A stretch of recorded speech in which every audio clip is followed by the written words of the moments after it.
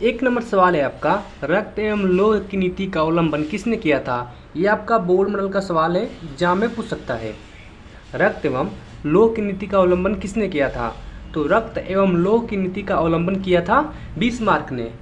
Option number C इसका सही जवाब है। चलिए अगला सवाल देखते हैं। 2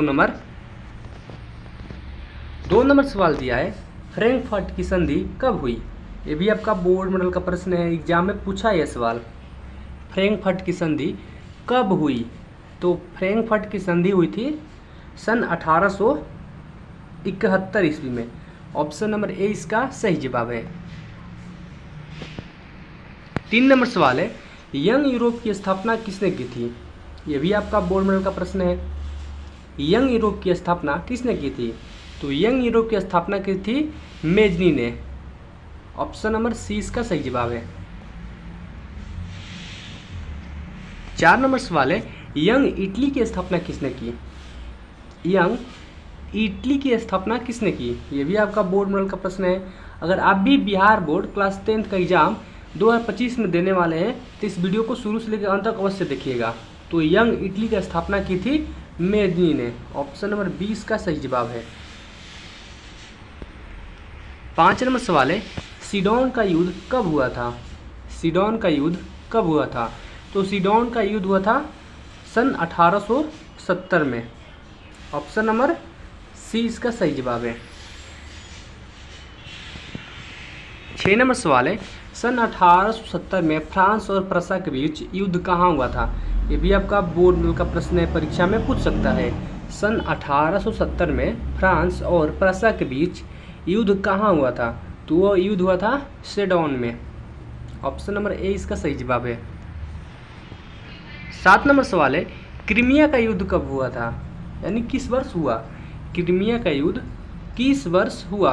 तो क्रीमिया का जो था युद्ध हुआ था वह 1860 में हुआ था। ऑप्शन नंबर डी इसका सही जवाब है। 8 नंबर सवाल है, लाल कुर्ती का गठन किसने किया। बोर्ड मॉडल का प्रश्न है, एग्जाम में पूछ सकता है। लाल कुर्ती का गठन किसने किया। तो लाल कुर्ती का गठन किया था गेरिबाल्डी ने। ऑप्शन नंबर सी इसका सही जवाब है। 9 नंबर सवाल है, यूरोपीय सभ्यता का पालना किसे कहा जाता था। यूरोपीय सभ्यता का पालना किसे कहा जाता था। तो यूरोपीय सभ्यता का पालना कहा जाता था यूनान को। ऑप्शन नंबर डी इसका सही उत्तर है। 10 नंबर सवाल है, हंगरी की राजधानी है। हंगरी की राजधानी है, बोर्ड मॉडल का प्रश्न है और यह प्रश्न एग्जाम में बार बार पूछता है, आपको इसे याद कर लेना है। तो हंगरी की राजधानी है बुडापेस्ट। ऑप्शन नंबर 20 का सही जवाब है। 11 नंबर सवाल है, गीजो कहाँ का प्रधानमंत्री था। गीजो कहाँ का प्रधानमंत्री था।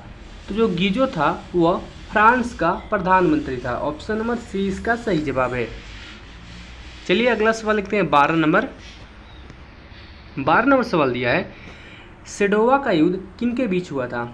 सेडोवा का युद्ध किनके बीच हुआ था। तो सेडोवा का युद्ध हुआ था ऑस्ट्रिया और प्रसा के बीच में हुआ था। ऑप्शन नंबर 20 का सही जवाब है।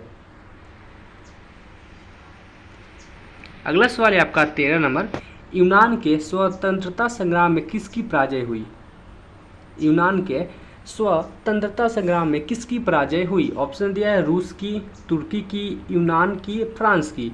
तो यूनान के स्वतंत्रता संग्राम में तुर्की की पराजय हुई थी। ऑप्शन नंबर 20 का सही उत्तर है। 14 नंबर सवाल है, मौर्यन किस देश के राष्ट्रवाद का प्रतीक थी। मौर्यन किस देश के राष्ट्रवाद की प्रतीक थी। बोर्ड मॉडल का क्वेश्चन एग्जाम में पूछ सकता है।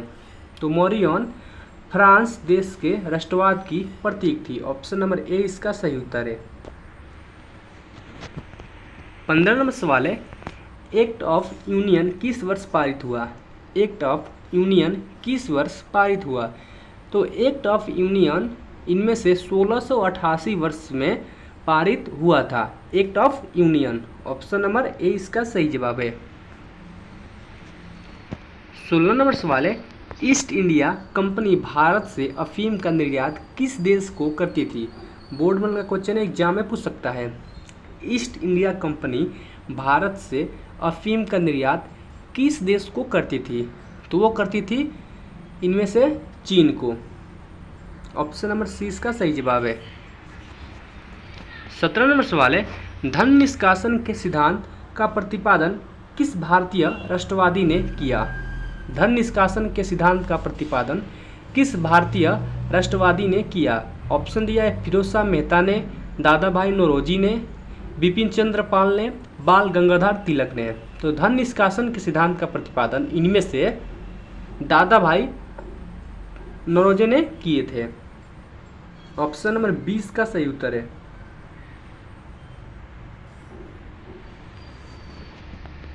18 नंबर सवाल है, वृहत उत्पादन व्यवस्था किस देश में आरंभ की गई थी? वृहत उत्पादन व्यवस्था किस देश में आरंभ की गई? ऑप्शन है ब्रिटेन में, रूस में, अमेरिका में, जर्मनी में। तो वृहत उत्पादन व्यवस्था जो है वह इनमें से अमेरिका में आरंभ की गई थी। ऑप्शन नंबर सी इसका सही जवाब है। 19 नंबर सवाल है, विश्वव्यापी आर्थिक महामंदी जिसे संकट के भी नाम से कहते हैं वह किस वर्ष आरंभ हुई थी? विश्वव्यापी आर्थिक महामंदी या संकट किस वर्ष आरंभ हुई थी? ऑप्शन दिया है 1914 में, 1919 में, 1929 में, 1945 में। तो ये सवाल आपका बोर्ड में का सवाल एग्जाम में बार बार पूछता है। तो विश्वव्यापी आर्थिक महामंदी इनमें से 1929 में आरंभ हुई थी। ऑप्शन नंबर सी इसका सही जवाब है। 20 नंबर सवाल है, भूमंडलीकरण का आरंभ किस दशक से माना जाता है? भूमंडलीकरण का आरंभ किस दशक से माना जाता है? ऑप्शन है 1960 के दशक से, 1970 के दशक से, 1980 के दशक से, 1990 के दशक से। तो भूमंडलीकरण का आरंभ इनमें से 1990 के दशक से माना जाता है। ऑप्शन नंबर डी इसका सही जवाब है। और ये भी आपका बोर्ड मॉडल का सवाल है, एग्जाम में पूछ सकते हैं, आप लोग इसे याद कर लीजिएगा।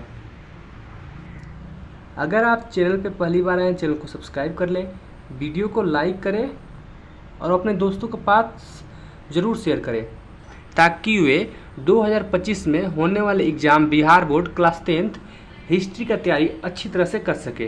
तो मिलते हैं एक और नई वीडियो के साथ, तब तक के लिए जय हिंद, वंदे मातरम।